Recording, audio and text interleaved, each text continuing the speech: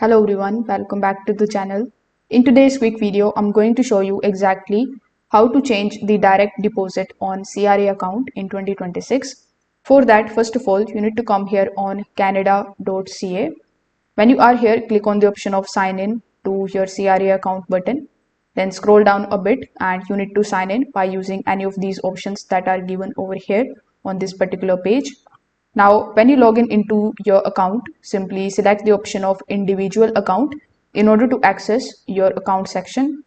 Now, when you are inside your account, simply select the option of profile. After in the profile, you just have to scroll down a bit in order to look for the option that says direct deposit. Now you need to select the option of edit and start updating your direct deposit information.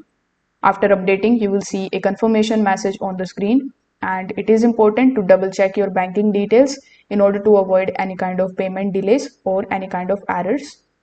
Alternatively, many Canadian banks allow you to set up or update CRA direct deposit directly through online banking. So you can log in into your bank account and then you can find the CRA direct deposit option, and then you can follow further on-screen instructions from there as well. Now, if you can't access your account online, you can call CRA support for update or to update your details after identity verification.